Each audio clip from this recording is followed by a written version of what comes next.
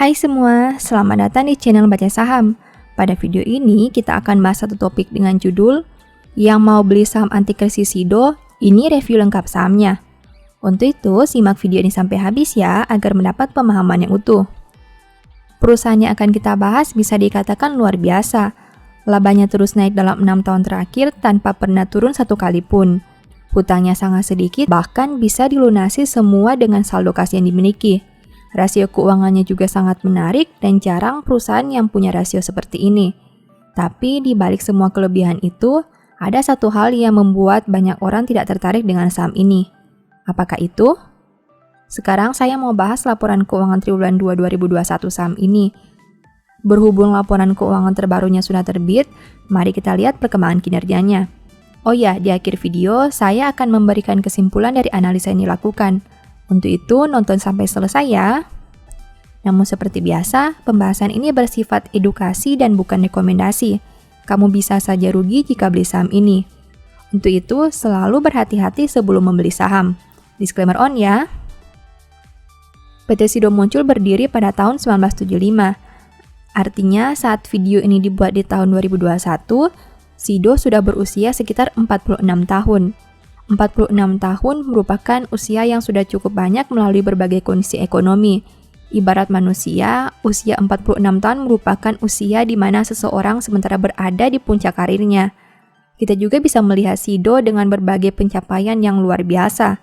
Laba yang terus naik, dividennya menarik, harga sahamnya uptrend, dan masih banyak lagi. Sekarang, mari kita masuk ke laporan keuangan terbarunya. Pertama, aset. SIDO punya aset 3,59 triliun di tahun 2021. Sedangkan di tahun 2020, asetnya berjumlah 3,84 triliun. Artinya, aset perusahaan turun 0,25 triliun atau 6,51% dalam satu tahun ini. Sekarang, mari kita analisa lebih jauh. Dari total aset 3,59 triliun, perusahaan punya aset tetap 1,56 triliun. Artinya, 43,57% aset perusahaan berada dalam bentuk aset tetap. Jika dibandingkan tahun sebelumnya, pos ini turun 0,004 triliun atau 0,26%. Selain aset tetap, ada juga kas dan setara kas. Dari total aset 3,59 triliun, perusahaan punya kas dan setara kas sebanyak 0,79 triliun. Artinya, 22,01% aset perusahaan berada dalam bentuk kas dan setara kas. Jika dibandingkan tahun sebelumnya, pos ini turun 0,24 triliun atau 23,30%. Kedua, liabilitas.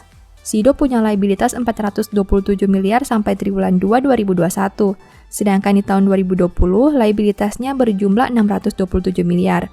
Artinya, hutang perusahaan ini turun 200 miliar atau 31,90% dalam satu tahun ini.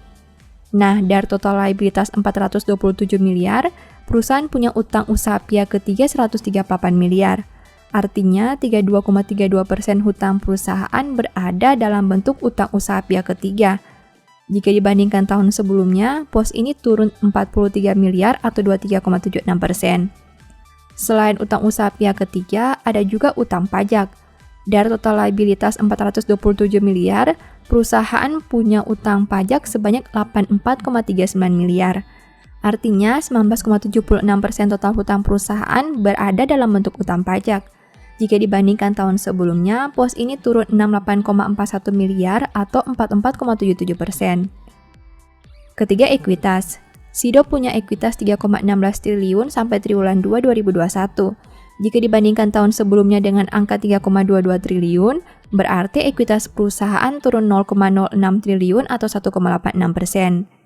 Dari total ekuitas 3,16 triliun ini, perusahaan punya modal yang ditempatkan sebanyak 1,5 triliun.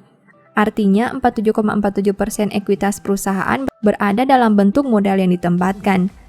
Angka ini tidak mengalami perubahan jika dibandingkan dengan satu tahun sebelumnya. Keempat, pendapatan. SIDO punya pendapatan 1,6 triliun sampai triwulan 2 2021, sedangkan di tahun 2020 pendapatannya berjumlah 1,4 triliun. Artinya pendapatan perusahaan naik 195 miliar atau 13,37% dalam satu tahun terakhir. Kelima, biaya pokok pendapatan. SIDO punya biaya pokok penjualan sebanyak 724 miliar. Sedangkan di tahun 2020, biayanya berjumlah 678 miliar. Artinya biaya pokok pendapatan naik 46 miliar atau 6,78% dalam 1 tahun terakhir. Keenam, laba. Sido mampu menghasilkan laba sebanyak 502 miliar. Jika dibandingkan tahun sebelumnya di angka 413 miliar, berarti laba perusahaan naik 89 miliar atau 21,55% dalam 1 tahun terakhir. Ketujuh, rasio keuangan. Sido mempunyai ROE 31,74% dengan NPM 30,34%. Sedangkan untuk sisi resiko, saham ini punya DER 13,53%. Rasio keuangan Sido ini bisa dikatakan luar biasa. Perusahaan ini punya ROE dan NPM yang berada di atas 30%. Sangat jarang perusahaan yang punya kualitas profitabilitas seperti ini. Selain itu, DER-nya juga sangat rendah di angka 13%.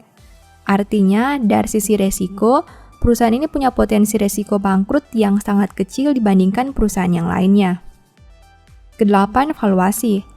Saham ini punya PER 23,75 kali dan PBV 7,54 kali.